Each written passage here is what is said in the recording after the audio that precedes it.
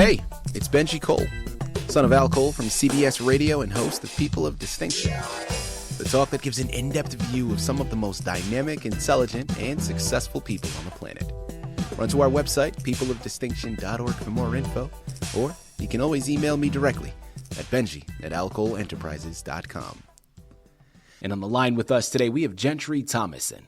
We're going to be discussing his amazing book, Existential Ruminations, available for purchase through Amazon as well as barnesandnoble.com. And before we go any further, I want to take this opportunity and point out that Gentry was brought to our network, People of Distinction, today by one of the best advertising firms in the business.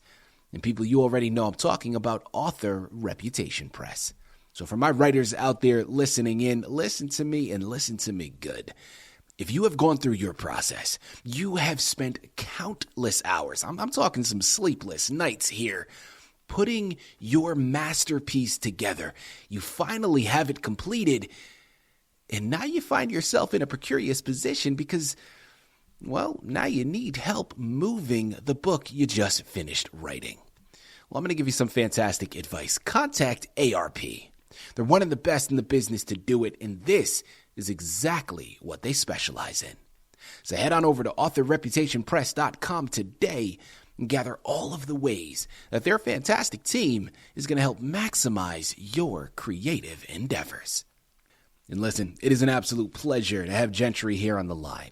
I'm telling you, there is so much found in the confines of this book, and you are going to just lavish it. You're going to love reading it and really getting informed by everything that's inside of it.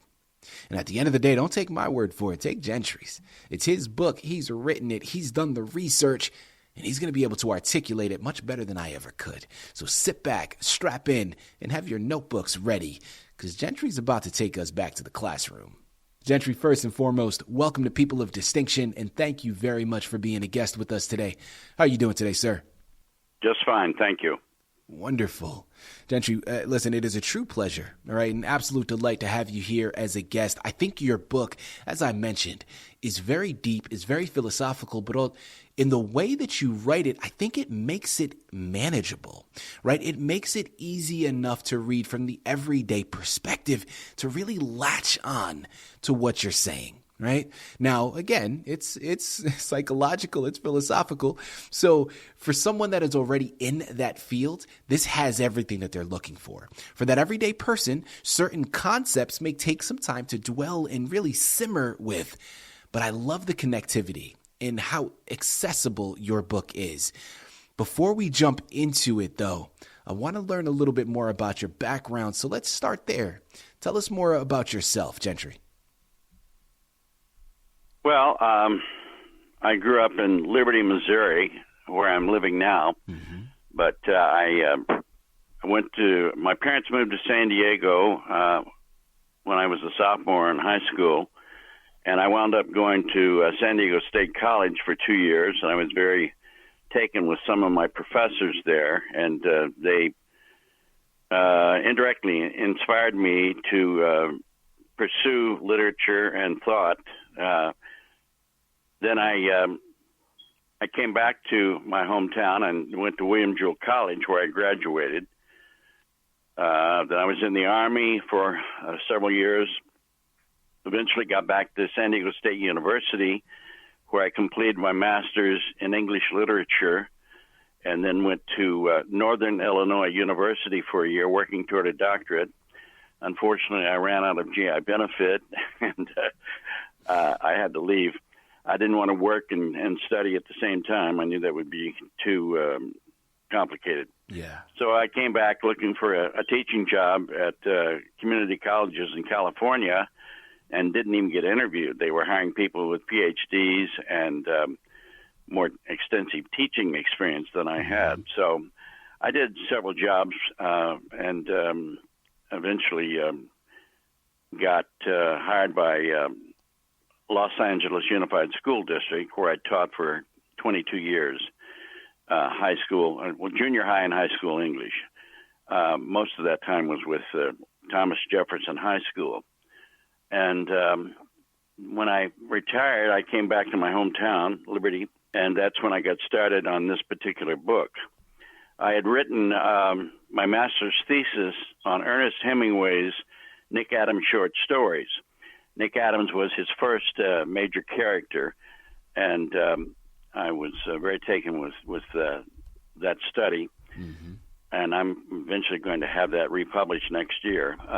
It's available currently at San Diego State University. But then I've been reading for 6+ decades in the fields of philosophy, psychology, and religion, and I just was writing poemographs.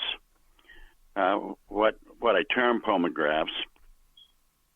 They're not exactly poems; they're prose poems. Something in line with what Walt Whitman did with his poetry. Yeah. But I center the lines so that they create a weaving pattern back and forth. And if you turn them on the side, that's where I get the idea of the graph from. Anyway, I was writing for several years and finally decided to go through the poemographs and sort them out. And I wound up discovering that I was really talking about 5 subject areas: existence and eternity, truth and reality, God, religion, and the supernatural, self and others, and character, love, and vision. And those are the 5 sections of the book, 35 poemographs each, plus some a preface and a postscript, and a few others that add up to 198 poemographs. I had a reviewer, Matt Bensing, who said the following. I'm going to turn the page here and look at this. He said, these poems are best read in small doses, consumed in small doses. I think he was referring to the fact that the weight of the thought of each poemograph is something to reflect on. And so it does have a certain depth. It's talking about those various topics that I just mentioned. And the bent is philosophical and psychological. And then when I get into the third section on God, religion, and the supernatural, I'm expressing doubts that are sincere and genuine. I was raised Catholic and became an atheist when I was at San Diego State University. I came under the influence of Sigmund Freud and then Walter Kaufmann. And Kaufmann was really the one who got me interested in existentialism as a philosophy. And his writings, I thought he was just a magnificent thinker. So I've read a number of other authors too, but he was probably the most important person in my development there. And how I got started in writing was I had come across a book that was kind of got me into the form of the poemographs that I'm writing. That was back in the 1980s, and subsequently the content of my book, Existential Ruminations, is on those topics. And it was a discovery to me also that I had been writing on these topics because, of an evening I would write a poemograph or 2 or 3, not realizing where I was actually going with it until I lined things out on a surface and discovered that those were the 5 areas and topics that I was most concerned with. As a result, that is my book. Now, I had an experience in San Diego in 1979. Being an atheist, I wasn't concerned about, I guess you'd say, moral issues and ethics. And I've done some things that were a little borderline. Nonetheless, I was experiencing what I thought was demonic affliction, that I later clarify in my book that it may have been the work of the Holy Spirit. in any event, I went to confession in San Diego at our Mother of Confidence Catholic Church, and I sat across the desk of a priest and made my confession, and he gave me absolution, and I left. It was getting dark, so I drove from Regents Road to Claremont Mesa Boulevard and turned south on Genesee Avenue. It was dark. I had my headlights on. I was following the broken white line to stay in my lane. Yeah. I went into a dip in the road that was covered in fog. And when I leveled off, when I rose up and leveled off on the road, I was looking around to get my bearings. I was 4 miles the other way out by Scripps Memorial Hospital. I was totally dumbfounded. Wow. And a lot of people would find, be skeptical of that. Well, that doesn't happen. And I know I've read a lot of atheists who say miracles don't happen. But I'm here to say that it did happen. I know exactly, I was clear in my mind. I've had people tell me that I was inebriated, I was on drugs, I was this, that, and the other, hallucinating. None of that was true. I was completely sober-minded, and like I said, I was dumbfounded. But I think what that experience was about was that God was saying, all right, now you know I'm real. So he had interposed to make an experience for me that drew me back to having a broken or a faith that was still plagued with questions and uncertainties and doubts. Anyway, that experience and my readings over the 6 decades has poured into this book, and that's what is the core of it is about. It's about the possibility of miracles and God's reality and so forth. Now, I've continued to write, and more recently, I've written a poemograph entitled "Knowing God," and it begins, "Knowing God and knowing about God aren't the same thing." I have a friend who is a minister in San Diego. He was a colleague at when I was teaching high school English, and he said that he knew God. Well, that's marvelous, but I don't know God. I know about God, and those aren't the same thing. I've never had an experience of knowing God. I mean, that's pretty unusual anyway. I mean, someone like Moses and the burning bush, maybe he had some sense of seeing God's backside, but for most of us, we learn about God through our families, going to church, reading books. That's not the same thing as knowing God, and so I still have a lot of doubt, and the doubt is running through my book and expressing itself, so that I'm not trying to con people about, hey, I know so much about ultimate reality, because I don't. Yeah. I have a lot of questions. I had one critic said that I had, what was the expression, that I was giving answers to my readers, which is not true. I have one poemograph entitled "Examine the Evidence," and I counted them up, 269 questions that leave up to the reader to make their decision about whether what I'm saying is accurate or not. But the book is entirely sincere on my part, and I'm not trying to be a savant or some worldly wise person that knows ultimate reality and truth. I don't. And in my preface to this book, one of the poems that I write is called "Immense Insignificance." And it reads like this: "In my mind, my life is a very big deal, of which I am conscious nearly 24/7.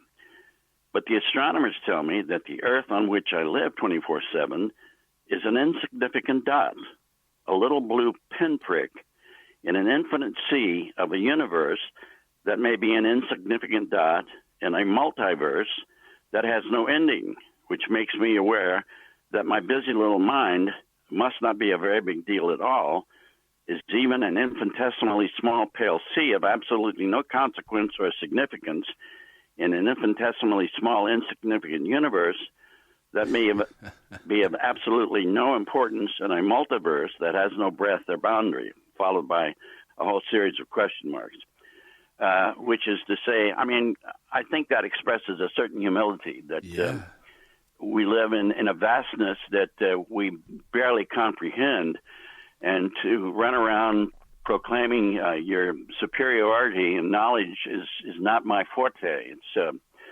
It's something that I disclaim. Mm-hmm. But I am talking about human reality, existence and eternity, truth and reality, God, self and others, and character, love, and vision, because I think that love is one of the things that Christ taught us, was that love is the supremacy of love. And I can read to you my quotations at the very beginning. This is by Homer from the Iliad. Insignificant mortals who are as leaves and feed on what the ground gives, but then fade away and are dead. The next one by Alexander Pope from an essay on man. Hope springs eternal in the human breast. Man never is, but always to be blessed. And finally, by Arnold J. Toynbee from Conditions of Survival in the Saturday Review, he says, the first hope in our inventory, the hope that includes and at the same time transcends all others, must be the hope that love is going to have the last word. Mm-hmm. And we live in a world that's torn with conflict, as we can observe in Israel and Palestine right now, and in Ukraine. That's our public reality that we're exposed to. And of course, there was these past wars that we fought. I served in the Army stateside, but it was during the Vietnam era, and before that was Korea, and before that was World War II, and the extermination of over 6 million Jews by Hitler in his Nazi death camps. And Stalin was responsible for the deaths of over 10 million people, and there have been Pol Pot and other people who don't seem to have any concern or regard for human life. And it's just mind-boggling that these people have no sensibility about what may await them in eternity. You know, Gentry, thank you very much for everything that you've articulated. People, I'm telling you, this book can get deep. I'm here listening to what he's saying, and I'm ruminating on so many things. Okay, pun intended. This book is gonna make you think. This book is going to have you in your own ruminations here, just contemplating so much. And I love it. And there's so much that I want to comment. And I have to remind myself, Benji, this is not about you. Okay, we're going to keep it honed in here, keep it focused on Gentry in his book. As we switch gears here, Gentry, two-part question with this next one. Pertaining to your book, Existential Ruminations, who would you say is your intended reader for the book? And what is the main message that you hope that they pull from it upon completing it? Well, I have sent this book out to 36 universities across the country, to chairmen of the philosophy departments. I'm hoping that they will consider using the book in an introductory philosophy course or as an ancillary to other courses in philosophy. Yeah. And I also suggested in a letter that I sent to them that they also share the book with other professors in the department and with the religious studies department, so that they can decide for themselves what is valuable.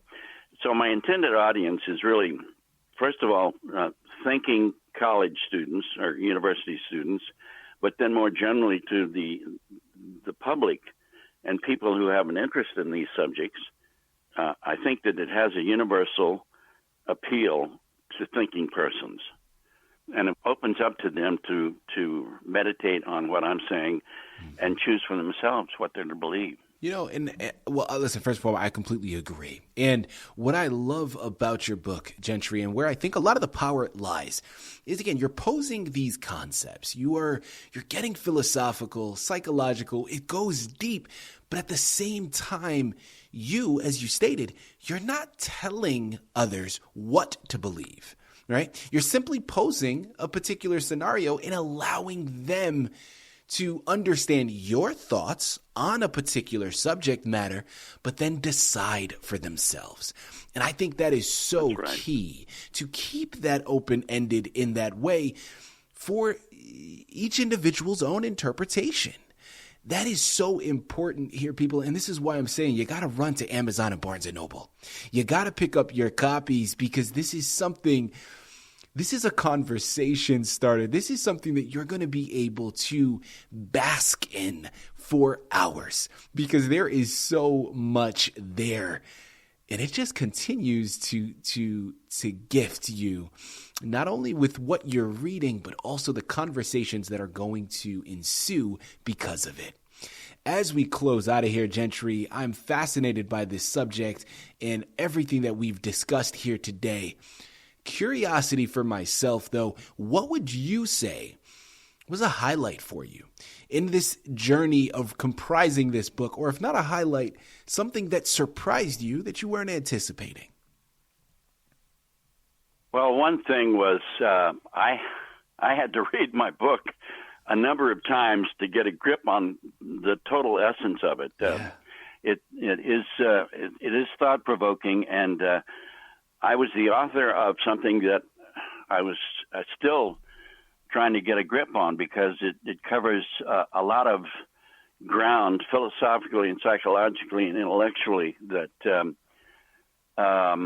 it takes some thinking and it takes multiple readings in order to get a total sense of what it's about. But it's moving in the direction of where we're headed from this life to the next, hoping there is a next one. And I don't know that there is. I hope that there is, but it's food for thought, okay, about where we're going. Well, listen, Gentry, I completely agree with you, man. And, he categorized his book a second ago as food for thought. And I love that. Oh, I'm going to make an alteration to it, though, because if this is food for thought, his book is a feast. I mean, this is a buffet, because there is so much there. You're going to have a lot to eat, okay, is basically what I'm saying here. There's going to be so much that you have to ruminate with. Head on over to Amazon, Barnes & Noble, pick up your copies of Existential Ruminations by Gentry D.Thomason. You can thank me later. I'm telling you, this book is wonderfully comprised, so informative, and a great conversation piece. Pick up your copies today. Get lost in everything that he has to offer. Gentry, again, this has been a true pleasure, an absolute honor. Thank you once again for being a guest on People of Distinction. Thank you, and I appreciate your words, and it was a delight being with you.